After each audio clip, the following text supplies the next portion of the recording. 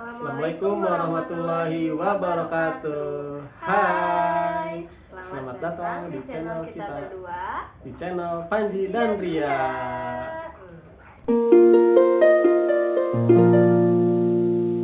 Di video kali ini kita mau bahas apa nih ya?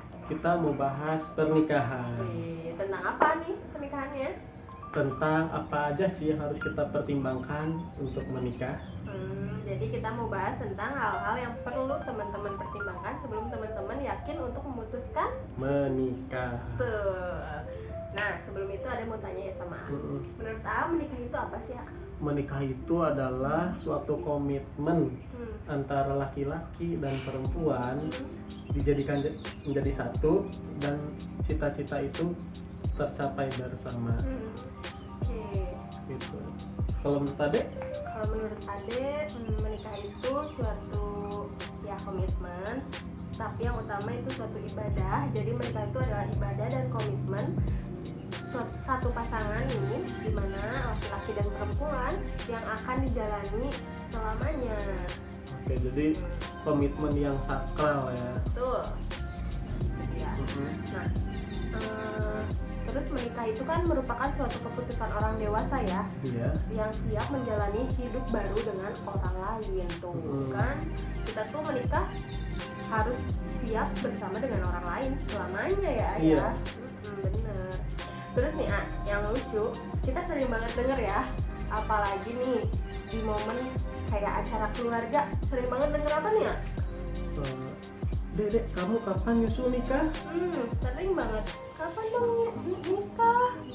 Kok keduluan gitu? Bener nggak? Ayo, jangan ketemu lebaran lagi, belum ada pasangannya. Aduh, ampun deh. Belum lagi kalau kita ketemu sama teman-teman nih lagi kumpul bareng. Nah, itu dia. Teman-teman udah pada punya pasangan, kita datang masih sendirian. Jadi kebanyakan orang-orang menganggap hal itu tuh hal candaan gitu ya. Benar. Atau enggak mereka menganggap, aduh pengen basa-basi nih gitu. Nah, harusnya hal kayak gitu tuh nggak boleh kan ya? Benar. Seharusnya itu kan lebih ke privacy ya, dan bisa menyinggung perasaan, mengganggu kenyamanan seseorang. Baiknya teman-teman juga jangan sampai deh menanyakan hal-hal sensitif seperti itu, benar nggak? Supaya tidak menyinggung perasaan orang lain. Walaupun kita ngerasa udah deket banget nih sama orang itu gitu, walaupun mereka menanggapi, tapi kan kita tidak tahu ya hatinya sebenarnya kayak gimana. Benar nggak? Walaupun mungkin ada beberapa juga yang berpendapat itu mah guyonan kok nggak masalah, tapi nggak bisa disamakan kan semua orang seperti itu. Betul banget. Terus?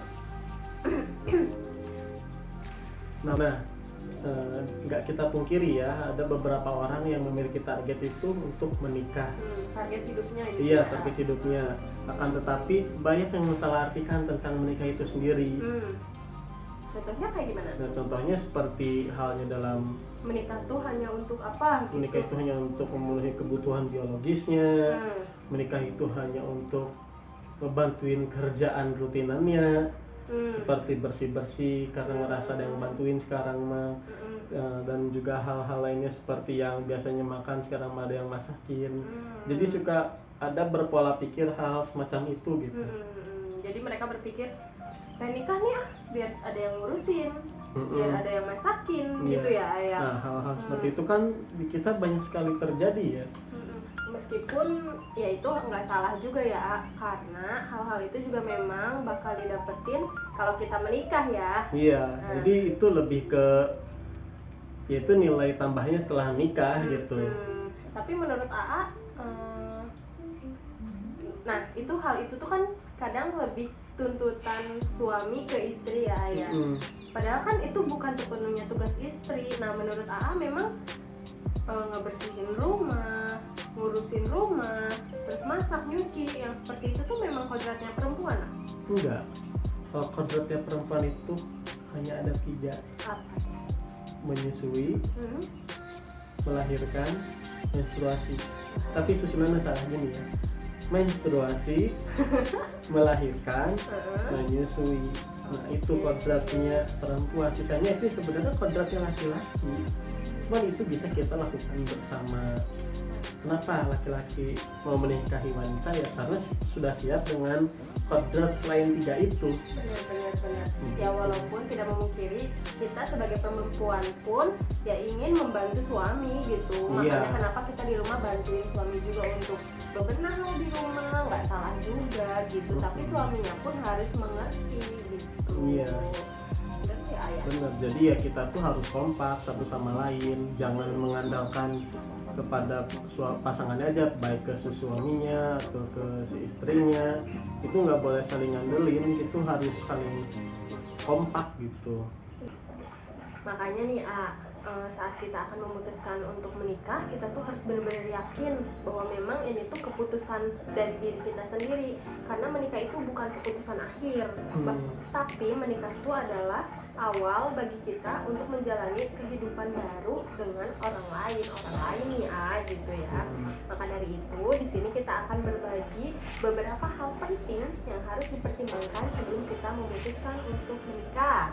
Oke, makanya kita lanjut aja ke yang pertama. Ada apa nih Yang pertama, kriteria pasangan yang cocok yang seperti apa? Kita harus memilih pasangan. Kita harus punya kriteria pasangan yang cocok untuk kita pilih sebagai pasangan hidup kita saat menikah. Menurut Lagi. Ada dulu. Nggak apa, cuma tanya. Oke, mengenai kriteria, setiap orang kan pasti sudah menentukan tentang kriterianya masing-masing. Nah, yang harus jadi pegangan kita atau laki-laki, kita kan sudah punya kriteria tuh, misalkan ada tuh kriteria A. Berarti kan udah punya gambaran kan mengenai kriteria tuh cantik, smart, kayak gitu kan. Nah itu adalah salah satu kriteria ya dari sekian banyak kriteria. Dan dari semua kriteria itu kan pasti ada ya minusnya juga, seperti itulah ya intinya ya. Nah, kita tuh nggak boleh menghilangkan tentang minusnya itu. Kita pun harus terima dengan hal-hal minusnya itu, karena kita punya kriteria ya berarti pasangan kita pun pasti punya kriteria gitu. Itu tuh ya kita buat kriteria hal yang wajib ya, karena kita juga cari pasangan ingin yang terbaik dong pastinya, tapi kita pun harus melihat diri kita seperti apa juga. Kalau misalnya kita ngerasa aduh ada hal yang jelek nih, sementara saya yang penting kriteria pasangan saya harus yang ABC ya, kita juga harus bisa berubah ke arah yang lebih baik juga ya ayah. Jadi untuk menentukan kriteria, kalau menurut saya pribadi itu kita boleh sebanyak mungkin masukin kriteria, tapi kita pun harus sadar diri dengan kekurangannya orang yang kita cari itu gitu. Kita harus terima dan kekurangan yang dia miliki juga. Jangan hanya terpaku dengan cari kriteria yang pas, itu pasti akan menyulitkan kamu mendapatkan pasangan. Walaupun yang namanya punya kriteria pun penting, tapi sih sepengalaman kita ya, kita juga sama pasti punya kriteria dong dulu ya ayah sebelum kita menikah. Memang misal kriterianya oh ya ini benar gitu, tapi ada beberapa kriteria yang tidak sesuai nih ya, karena memang udah jodoh, pas ketemu udah klop, ya udah jadi ya. Gitu. Jadi ada kriteria yang mendasar yang membuat kamu tuh yakin. Nah, peganglah apa yang kamu yakini itu. Betul banget.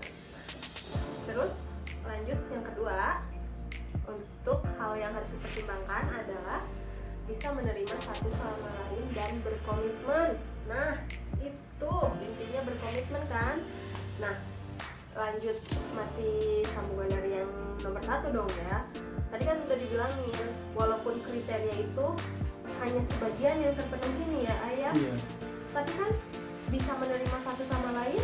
Oh mungkin kriteria ini masih bisa dimaklumi deh, nggak ada pun. Nah itu namanya bisa menerima satu sama lain ya ayah.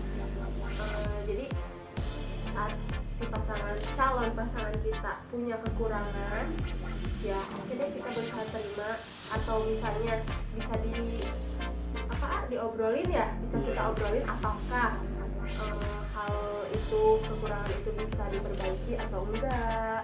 Ya namanya juga orang ya, manusia, nggak bisa berubah langsung gitu, saja. Sedikit-sedikit gitu. Yang penting kitanya tuh bisa, setiap pasangan bisa menerima satu sama lain, mengerti, saling mengerti gitu. Jadi hal semacam itu ya emang perlu diobrolin kalau menurut saya pribadi juga. Ketika kita ada kekurangan ya kita sampaikan aja, ini kayak gini, lu ada nggak terbiasa mengenai matematika misalkan hal dasarnya. Oh yaudah kita saling melengkapi atau enggak kita belajar bersama. Itu contoh simple dasar ya yang mudah dipahami buat teman-teman semua. Jadi itu tinggal dibicarakan saja mengenai kekurangan dan kita buat komitmen bersama supaya jadi bisa teratasi masalah itu gitu.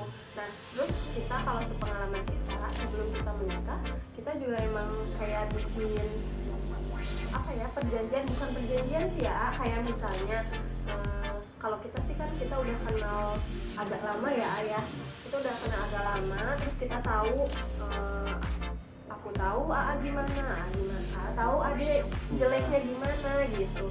Kita sebelum menikah kita tuh sama-sama ngobrol berdua.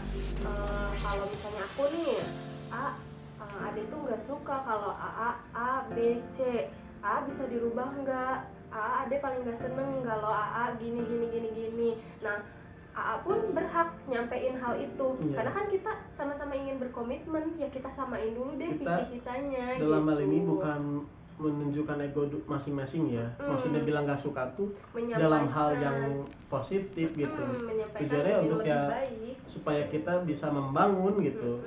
Kan kita mau membangun awal baru nih, biar dikasih tahu dulu dari awal. Terus contoh lagi nih, kita kan sama-sama kerja ya ayah. Terus kita tuh diobrolin dulu sebelumnya, kita ngasih tahu nih, kita kan sama-sama kerja nih, kerja, adik kerja, nanti gimana nih urusan rumah tangganya, kan kita penghasilannya ada 2, mau kayak gimana nih, gaji mau untuk apa, gaji adik mau untuk apa. Walaupun memang kan gaji istri punya istri, gaji suami punya istri juga ya. Tapi kan kita nggak bisa seegois itu, namanya juga menikah, berumah tangga kan bersama-sama ya, makanya diobrolin dari awal. Nah nanti penghasilan ini jadi buat apa, penghasilan ini buat apa gitu, kita udah obrolin sebelumnya. Jadi kita bisa tahu, bisa terima satu sama lain kekurangan kelebihan, bisa berkomitmen juga. Itu pokoknya wajib deh, itu hal wajib diobrolin sebelum kita memutuskan untuk menikah. Pasti pasangan kamu juga bakal ngerti maksud kamu buat nyampein hal ini tuh kenapa nih sebelum menikah. Pasti kalau dia bisa ngerti tuh pasti dia terima kok kita ngobrolin dulu hal-hal kayak gini sebelum menikah ya ayah. Iya benar. Jadi kalau udah dikomunikasiin bareng-bareng, komitmen udah kuat, ya kalian tinggal putuskan saja mau kapan berangkatnya. Apalagi sudah ada restu orang tua, ya udah itu udah jempol banget. Oke, next. Yang ketiga ada punya rencana masa depan. Itu nomor 3. Nyambung lagi dari nomor 2 nih. Tadi kan udah diobrolin gitu. Nah kita juga cari pasangan tuh sebelum memutuskan menikah harus melihat pasangan kita, apakah pasangan kita tuh punya rencana apa enggak, punya misi enggak ke depannya mau kayak gimana. Ketika sudah ngobrol panjang lebar dengan pasangan, coba carilah obrolan di mana obrolan itu untuk mengarah ke arah jenjang masa depan atau jangka panjang. Di situ kita bisa lihat patokannya, apakah ini obrolannya bagus untuk masa depan, apakah di situ hanya mainkan ego masing-masing. Nah, kalau misalkan mainkan ego masing-masing, misalkan masa depan nanti saya mau beli ini mau beli alat pancingan yang gede ya dek, buat nanti biar bisa mancing makan ikan lele terus tiap hari misalnya. Nah itu mikirinnya kan kesenangan, sebenarnya lebih ke kesenangan sendiri sih. Dan misalkan harus beli alat pancing itu yang mahal gitu, bener-bener mahal. Itu contoh-contoh yang obrolannya nggak berbobot dan bisa dibilang lebih ke kesenangan sendiri sih. Realistis deh, yang paling utama saat menikah, setelah beres menikah, hari haknya menikah, intinya kita mau tinggal di mana. Nah itu kan perlu diobrolin. Setelah menikah kita mau tinggal di mana, ikut dengan keluarga istri, ikut keluarga suami, atau kita pengen sendiri aja deh. Kan itu harus dipersiapkan. Misal saya setelah menikah pengen langsung tempat tinggalnya misah dari orang tua kita masing-masing. Berarti kan kita harus memikirkan dulu dong, sebelum hari H pernikahan terjadi, kita harus mikirin, kita harus cari dulu tempat tinggal, mau tinggal di mana, atau kamu sewa rumah, mau langsung beli rumah, apa gimana, itu harus diobrolin. Terus rencana keuangan ke depannya nanti gimana, gitu. Itu juga harus dipikirkan matang-matang, apalagi urusan finansial ya. Nah itu benar-benar harus dipikirkan dengan baik. Apakah mengenai keuangan itu budgetingnya secara keseluruhan dihitung oleh istri ataukah oleh si suaminya, atau masing-masing itu nggak ada masalah, kalian mau konsepnya mau oleh masing-masing itu nggak masalah, yang penting yaitu dia diobrolkan dan dikomunikasikan. Jangan sampai ada istilah rahasia-rahasiaan dompet atau ada ruang rahasia di dompet. Nah itu hal itu sering terjadi. Seperti itu. Jadi kan kita udah saling memahami, saling ngerti, nggak akan ada deh kayak sembunyiin bener nggak? Pokoknya kalau kalian udah ingin mau menikah, mikirnya yang realistis aja deh, jangan cuma mikirin cinta-cinta doang, mikirnya yang realistis, nanti tinggal di mana, hidupnya kayak gimana, udah kayak gitu harus berpikir lagi sih. Kalau udah mikirin jangka panjang dan sudah dibicarakan lebih jauh tentang planning keuangannya, ya udah tinggal jalanin aja, karena itu kan udah di planning. Misal kalau saya pribadi mengenai hal keuangan itu diatur oleh istri saya, ini menteri keuangan saya, dan saya percaya dengan menteri keuangan. Ya dengan mempercayakan keuangan otomatis kan semua diatur oleh istri. Ya udah saya tinggal jalani tugas saya sebagai suami dengan mencari nafkah, nanti tinggal saya store ke menteri keuangan gitu. Nanti saya pun dapat, ya pasti dapat penghasilan juga, atau dapat menikmati hasil jerih payah saya sendiri, itu udah pasti. Dan istri saya memikirkan juga hal itu. Iya, gitu. sama-sama aja ya. Iya. Itu harus dipikirkan rencana masa depan, jangan lupa ya. Oke, next yang keempat. Oke, yang keempat adalah saling percaya. Nyambung lagi dari yang nomor 3 tadi ya. Iya. Ya seperti yang tadi yang saya jelasin mengenai contoh manajemen keuangan di rumah tangga saya. Ya, saya caranya ya sebagai seorang suami dan sudah percaya ke istri, ya saya mempercayakan mengenai penghasilan saya dikelola oleh istri saya, seperti itu. Dan aku pun sama, percaya sama suami, apa yang suami udah kasih ya aku percaya itu semua emang penghasilan dia dikasihin terbuka semuanya gitu. Aku pun sama kan, jadi yang ya udah percaya emang segini gajinya, ya sebisa mungkin dibenahi, dicukupkan, ini aku kasih kemana, ini aku kasih kemana, termasuk kebutuhan suami tersendiri, kebutuhan saya sendiri, dan kebutuhan anak, kebutuhan rumah tangga juga gitu. Pokoknya kita harus saling percaya satu sama lain, jangan pernah nggak ada rasa saling percaya gitu. Betul sekali. Harus Jadi kalau udah dulu saling percaya, rasa saling percaya, insya Allah nggak akan ada masalah di rumah tangga. Kalau kita udah menaruh rasa curiga, udah itu kelar rumah tangga. Ya contoh lah hal simple yang sering terjadi, cekcok rumah tangga pasti berawal dari handphone. Nah itu hal-hal kayak gitu ya kita sering lihat kan di berita di media sosial tentang cekcok rumah tangga. Itu berakhirnya ya kemeja hijau lah. Benar. Karena nggak saling percaya, di situ akhirnya timbul halnya yang namanya perselingkuhan lah. Jadi berawal dari rasa tidak percaya ya timbullah namanya masalah baru gitu. Nah dari rasa saling percaya itu juga jangan sampai kalian ribut. Bukan. Apa? Jangan sampai dengan kepercayaan yang udah dikasih kalian menghancurkan kepercayaan itu. Kalian menghancurkan kepercayaan itu, kalian menyepelekan rasa percaya itu, kalian menyanyiakan rasa itu. Ya, intinya itu saling percaya aja deh. Kayak contohnya kita kalau saling percaya ya kita kerja dua-duanya nih, Ade kan kerja nih, berarti kan suami aku tuh ngasih kepercayaan dong, percaya di kantor memang bekerja, nggak ngapa-ngapain, nggak aneh-aneh.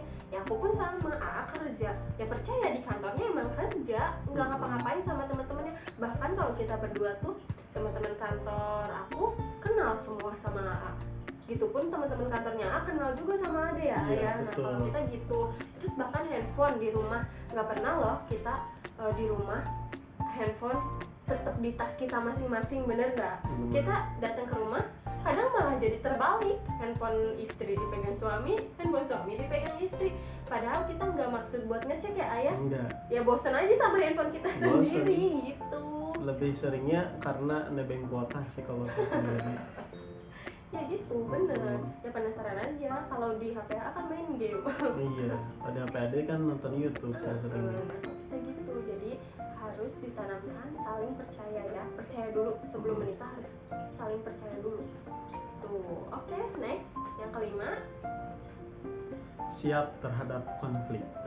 Tuh kan, yang namanya menikah ya, namanya juga menikah kan, menyatukan dua orang yang berbeda ya, Iya. dan keluarga besar yang berbeda nih, dua kepala. Sekarang dari dua orang yang berbeda dulu deh, dua kepala di dalam satu rumah. Itu harus disamakan Visi misinya ya. Nah, kita tuh sebelum menikah tuh harus, tadi kan udah dibilangin ya, mikirnya jangan yang indah-indah terus. Nah, betul. namanya juga menikah pasti ada ya dikit-dikit deh berantemnya gitu ya ayah. Itu. Karena hal sepele apa kayak gitu. Jadi hal semacam itu ya kita harus bisa pandai menyikapinya ya. Ketika ada masalah kecil ya udah jangan dibesar-besarkan. Ya, itu. Ketika kecil biarkanlah tetap jadi kecil dan kita harus atasi dengan baik juga. Intinya sekecil apapun itu masalah, kita harus bisa komunikasikan hal itu. Bener, intinya komunikasi. Nah, kayak gitu. Dan kalau tips dari kita, kalau saat terjadi konflik, usahakan nih, benar-benar usahain si konflik itu tuh beres juga saat itu. Jangan sampai konflik itu berlarut-larut sampai beberapa hari. Itu nggak baik nih buat rumah tangga kita ya, yang menikah tuh nggak baik kayak gitu. Kita harus siap menghadapi konflik, tapi kita jangan bikin konflik juga. Kalau misalnya ada konflik dikit hal sepele, misal istri yang kesel marah-marah, menggebu-gebu, suami harus bisa jadi air gitu, yang meredam istrinya. Gitu pun sebaliknya, kalau suaminya yang lagi emosi panas gitu, istrinya yang harus bisa meredam gitu. Jadi istri itu sebagai air. Nah itu bener, pokoknya intinya sebisa mungkin konflik diselesaikan saat itu juga, jangan sampai berlarut-larut. Apalagi diceritakan kepada orang lain. Sebaik-baiknya kalian teman-teman, kalau ketika ada masalah rumah tangga, usahakanlah jangan sampai kalian ceritakan ke teman, baik itu ke teman sebelahmu. Usahakanlah kamu ceritakan yang cukup ke teman hatimu gitu. Pasangan sendiri maksudnya diberesin, terus nanti sudah beres kan, misalnya marah nih, kesel, diberesin saat itu juga udah reda, masih mau ngomel, maksudnya ngomelnya masih pengen protes nih karena udah reda, ya bisa, nggak apa-apa protes lagi gitu. Kayak kalau kita kan suka marah-marah nih, misalnya pertamanya marah, kesel, terus nanti ujung-ujungnya malah ketawa ya, terus malah sih gitu, masih tetap tahan tapi dalam suasana hati yang beda gitu ya ayam, dengan ketawa gitu. Jadi ketika misalkan lagi cekcok ribut, baiknya sampaikan aja, aku tuh yang nggak suka gitu kayak gini, jelasin aja. Nyampeinnya dengan cara yang baik, jangan ya, jangan sampai kalian itu dikendalikan oleh hawa nafsu ya. Bahkan agama pun mengajarkan kita supaya kita jangan sampai dikuasai oleh hawa nafsu. Karena sebaik-baiknya kita ya menjadi orang yang sabar. Sama biasakan, tips lagi nih dari kita, biasakan setiap hari, setiap malam, kita kan pasti tidur bareng gitu ya, satu tempat tidur. Biasakan ada film talk dulu ya sebentar ya ayah. Terus sampaikan maaf, sampaikan rasa terima kasih di hari itu ke pasangan kita.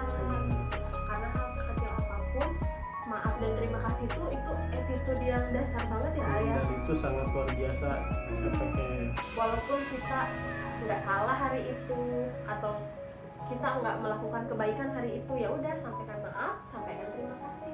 Jadi pasangan kita masing-masing itu sama-sama merasa aku dihargai, dan dia pun pasti akan menghargai balik ya. Iya betul.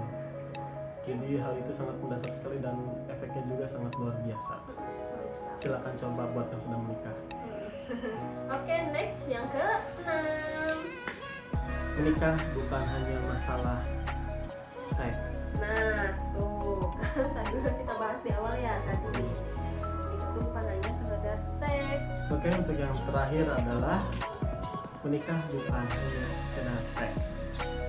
Jadi perihal ini itu tadi kan kita udah bahas ya kita sudah bahas di awal bahwa nikah itu bukan hanya perkara kesenangan belaka gitu. Menikah itu ya banyak sekali urusannya. Kita harus mengurusi mengenai halnya tentang mengurus ekonomi, membagi kebahagiaan. Bagian sini kan dengan anak, dengan istri, dengan orang tua, dengan lingkungan, terus membagi waktu. Itu tuh kita harus pandai-pandai mengaturnya. Jangan kalian pikir menikah itu hanya untuk perkara cinta doang, itu salah. Dan kalian hanya berpikir seperti itu, kalian berarti masih belum siap juga dengan hal-hal yang tadi saya sebutin. Jadi kalian kita sebutin tadi. Iya, jadi kalian harus siap dengan semua itu ya, karena nanti setelah menikah kalian harus satu pintar membagi waktu, manajemen waktu antara kerjaan, antara dengan di rumah, keluarga, dan juga dengan lingkungan kalian sekitarnya ya.